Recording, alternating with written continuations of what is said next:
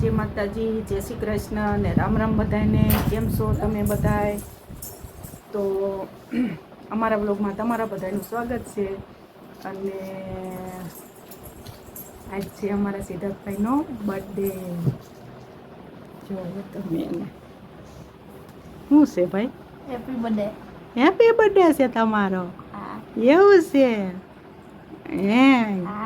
કેટલોક બર્થડે? જાજો બધો.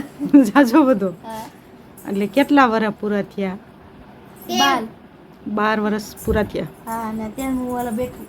એવું છે? તેલ વાળાનો થઈ ગયો તો હજી સાત વાળા છે. કાન પાછું મારો બર્થડે આવશે હમણાં.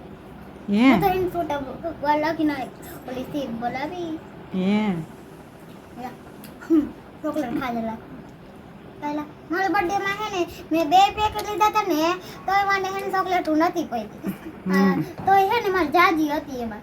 આ લાવીને ગઈ. નાને ખાવ તો 3 પેકેટ લીધા હતા એમાં છાયા ગઈ હતી આટલી. એવું છે? મારી જાજી હોય દી.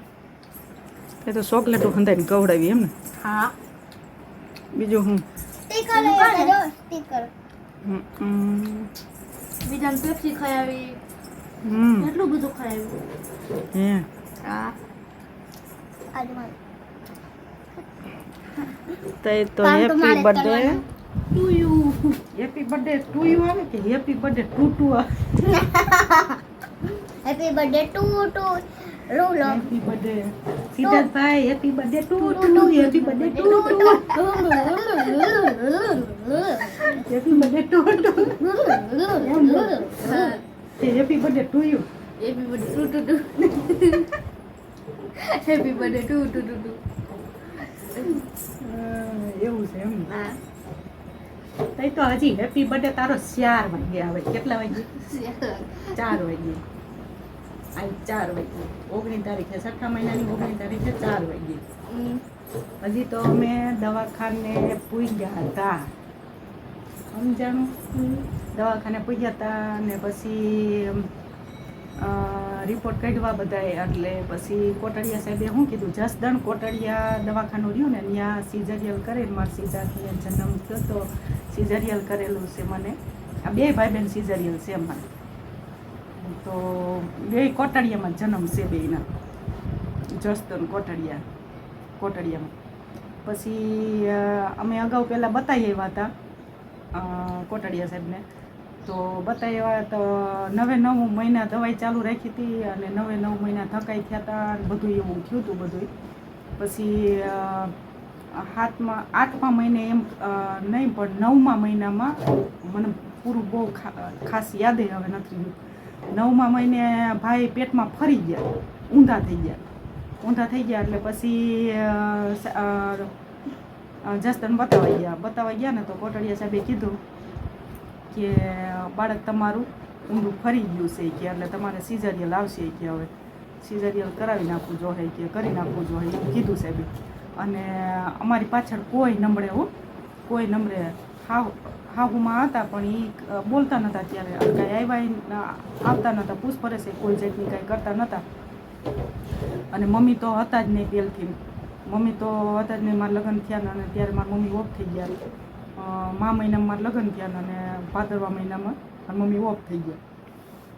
તો કોઈ નંબરે બેનું હતું તો એ હાવ નાની હતી, એને કોઈ જાતની કાંઈ ખબર પડે નહીં. નણંદું હતું, નણંદું કાંઈ આવે નહીં, જાય નહીં. એવી મારી માથે વેળા પડી હતી. હાવ એકલી એટલે હાવ એકલી. શું કરસ? આ જો માલ આવ્યો છે તો પૂરે થઈ છે. આજ તો મસ્તીની બુટી આવી છે જો.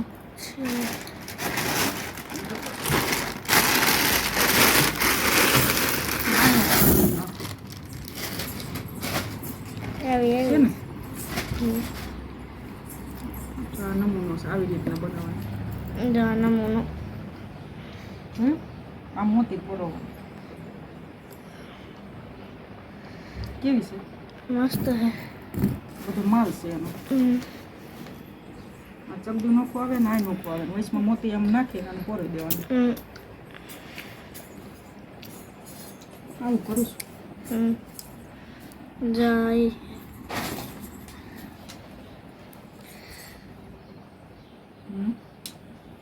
તો આજે અમારા સિદ્ધાર્થભાઈનો બર્થડે છે.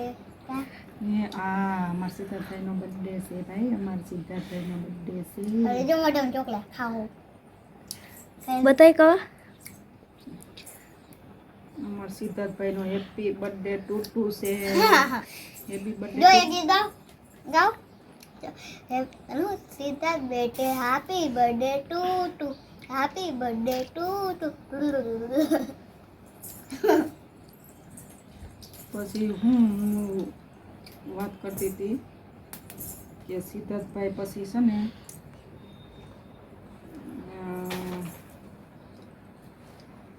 એ જસદન કોટડિયામાં આમ રહેતો કહું ખરી વાર જસદન કોટડિયામાં પછી ત્યાં કણે અમે ગયા, ત્યાં રિપોર્ટ કાઢવા તો ત્યાં ડૉક્ટરે એમ કીધું કે તમારું બાળક ઊંધું થઈ ગયું છે તો સિઝરિયલ કરવું જોઈએ, એટલે પછી તમારે કે રોકાઈ જાવ કે. એટલે પછી અમે રોકાણા નહીં અને તે દી લગભગ ગુરુવાર હતો, બહુ ખાસ યાદ નથી રહ્યું મને, અને અંદાજો કઈ આ સીધું પપ્પાને ખબર છે ગુરુવાર હતો કોણ જાણે એમ કાંક હતું. અને રોંઢાના 4 વાગ્યા પછી સિઝરિયલ કરીને અને સિદ્ધાર્થનો જન્મ થયો. અને મારી પાછળ કોઈ જ નહોતું. હાહુમાં હતા એ કાંઈ ન આવ્યા, બોલતા નહોતા, ન આવ્યા. અને મમ્મી તો એને તો ઉપર વ્યાઈ ગયા હતા. મારા લગ્ન થયા ને અને મા મહિનામાં લગ્ન થયા અને ભાદરવા મહિનામાં એ ઓફ થઈ ગયા, મગજનો હુમલો આવી ગયો. એટલે ઓલું નથી કહેતા કે દીકરીઓને મા વિનાનું બધું સૂનું, બધું નકામું મા વિનાનું. મા હોય ને તો આપણને ઘણો ફેર પડે, પણ મા તો નહોતા રહ્યા, એટલે શું કરવું મારે. પછી હાવ એકલી, અને પહેલી પ્રેગ્નન્સી એટલે મને તો કોઈ જાતની કાંઈ ભાને ન પડે ને બહુ કાંઈ ખબર ન પડે. નણંદું હતી, નણંદું ન કોઈ આવ્યું, અને બેનું હતું તે બેનું નાનું મારી કરતાં નાની છે. એટલે તોય પછી મારાથી નાની રહી ને એ આવી દવાખાને ત્યાં કને.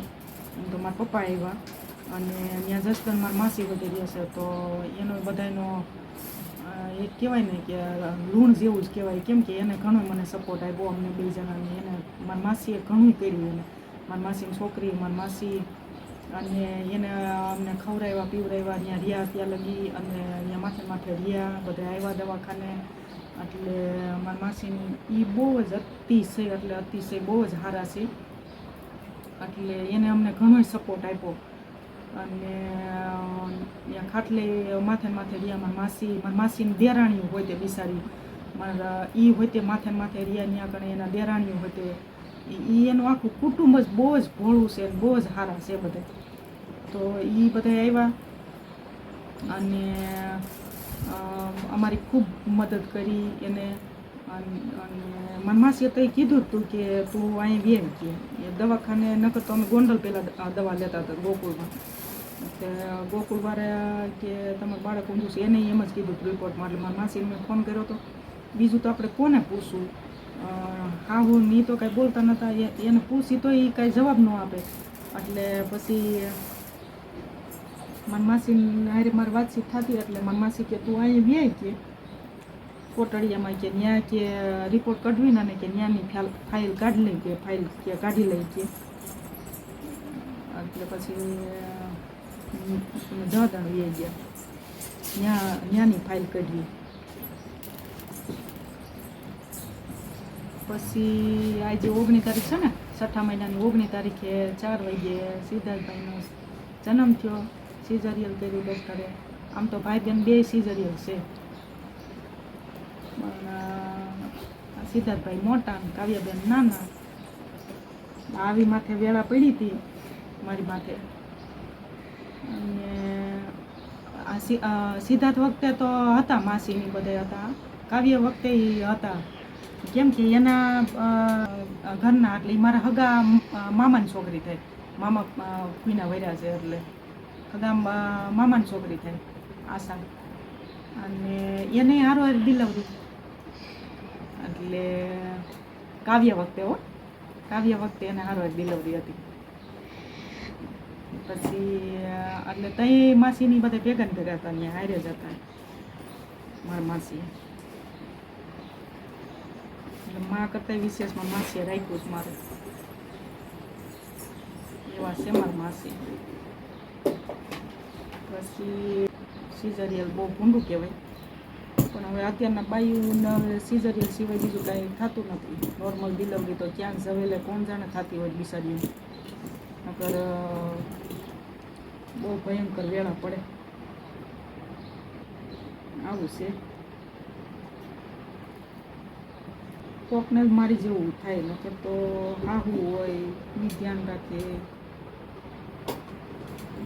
નણબુ હોય, હાહુ હોય ને કાકા કુટુંબની બાયું હોય, એમ પણ મારે એ સુખ ન હોય આ હરિયા તરફથી.